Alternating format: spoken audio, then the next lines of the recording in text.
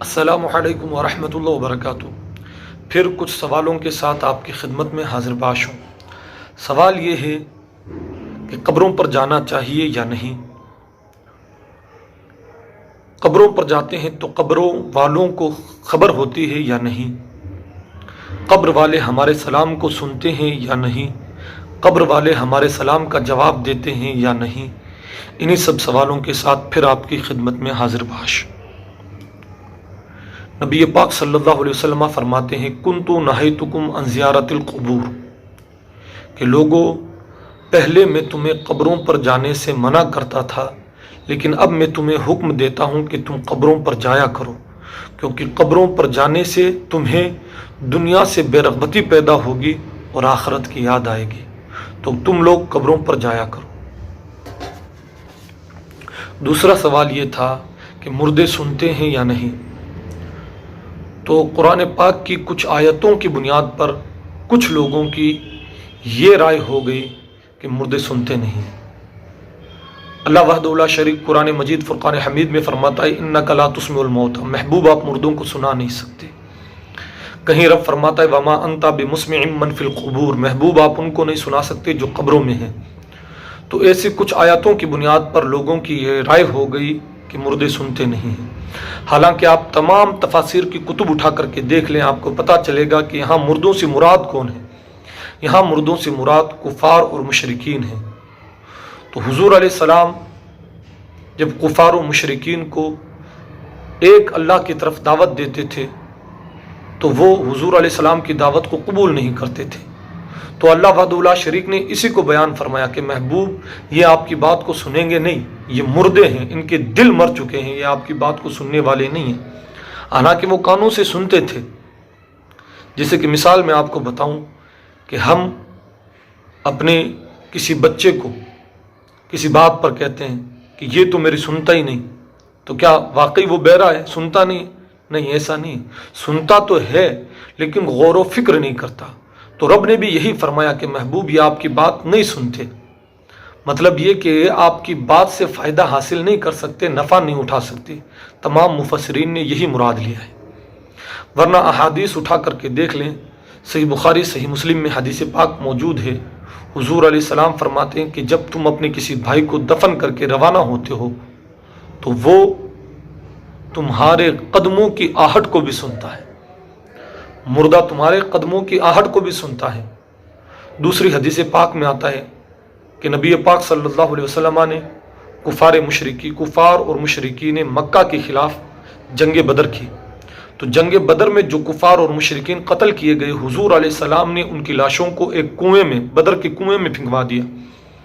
پھر 3 دن بعد حضور علیہ السلام اس کنویں کے قریب گئے اور کنویں کے پاس کھڑے ہو کر کے ایک ایک کا نام لے لے کر پکارا کہ اے ابو جہل ابن ہشام، اے عتبہ ابن ربیعہ، اے شیبہ ابن ربیعہ، نام لے کر کے حضور نے پکارا اور ان سے کہا کہ تمہارے رب نے جو تم سے وعدہ کیا تھا، کیا تم نے اس وعدے کو حق پایا؟ ہمارے ساتھ ہمارے رب نے جو وعدہ کیا تھا وہ ہم نے حق پایا، اور وہ وعدہ تھا فتح کا، اور اللہ نے ہمیں فتح دی۔ لیکن تمہارے ساتھ جو وعدہ کیا تھا، کیا تم نے وہ وعدہ حق پایا؟ تو حضرت عمر حضور علیہ السلام کی بارگاہ میں حاضر ہوئے، کیونکہ انہیں معلوم تھا انک لا تسمع الموتى، آپ مردوں کو سنا نہیں سکتے۔ تو حضرت عمر نے آ کر کے حضور کی بارگاہ میں عرض کی یا رسول اللہ، آپ ایسے جسموں سے بات کر رہے ہیں جن کے اندر روحیں ہی نہیں ہیں، جو مردہ ہیں، آپ ایسے جسموں سے کلام کر رہے ہیں۔ تو نبی پاک صلی اللہ علیہ وسلم نے حضرت عمر سے فرمایا کہ عمر سنو، والذی نفسی بیدہ، قسم اس ذات کی جس کے قبضے میں میری جان ہے، ما انتم باسمع لما اقول منہم، کہ تم لوگ بھی میری بات کو ان سے زیادہ نہیں سن سکتے۔ یعنی یہ مردے تو میری بات کو اتنی زیادہ سنتے ہیں کہ جتنی تم بھی نہیں سن سکتے۔ ولیکن لا یستطیعون جوابا، لیکن ہاں یہ لوگ میری بات کا جواب نہیں دے سکتے۔ تو حضور علیہ السلام کی حدیث پاک سے پتہ چلا کہ مردے سنتے ہیں۔ اور یہی نہیں، طبرانی کی ایک حدیث میں آتا ہے، نبی پاک صلی اللہ علیہ وسلم فرماتے ہیں، اصل میں حضرت ابو امامہ باہلی راوی ہیں، ان کی جب موت کا وقت قریب آیا تو انہوں نے اپنے لوگوں سے یہ وصیت کی کہ لوگوں سنو، میرے ساتھ ایسا ہی معاملہ کرنا جیسا نبی پاک حکم فرمایا کرتے تھے۔ لوگوں نے کہا کیسا معاملہ، کیسا حکم فرماتے تھے؟ تو حضرت ابو امامہ باہلی نے لوگوں کو بتایا کہ لوگوں سنو، حضور علیہ السلام فرمایا کرتے تھے کہ جب تم اپنے کسی بھائی کو دفن کر چکو، اس کی مٹی برابر کر چکو، تو اس کے قبر کے سرہانے کی طرف کھڑے ہو جاؤ اور اس کا نام لے کر اور اس کی ماں کا نام لے کر اسے پکارو۔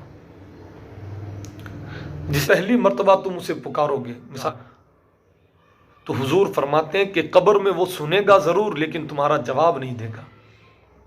پھر جب دوسری مرتبہ تم اسے اسی طرح پکارو گے، نام لے کر، اس کی ماں کا نام لے کر، تو وہ اٹھ کر بیٹھ جائے گا۔ اور جب تیسری مرتبہ تم اس طرح اسے پکارو گے تو وہ تمہاری آواز سنے گا بھی اور تمہیں جواب بھی دے گا کہ ارشدنا، ہماری ہدایت کریں، اللہ آپ پر رحم فرمائے۔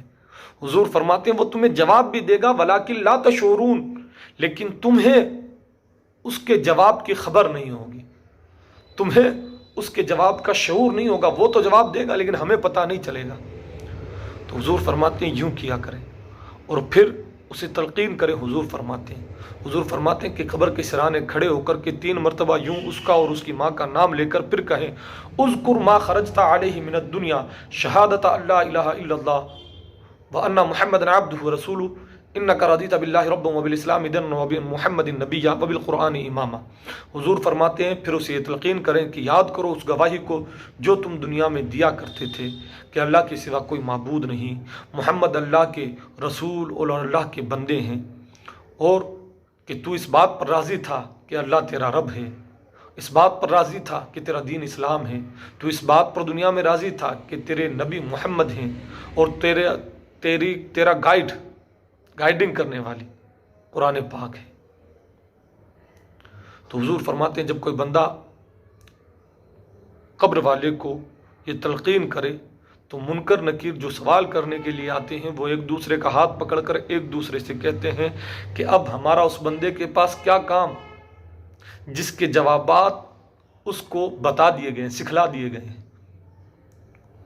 تو حضور فرماتے ہیں تو ایک صحابی رسول کھڑے ہوئے اور عرض کی، یا رسول اللہ، اگر کسی کی ماں کا نام ہمیں پتہ نہ ہو تو ہم کیا کریں؟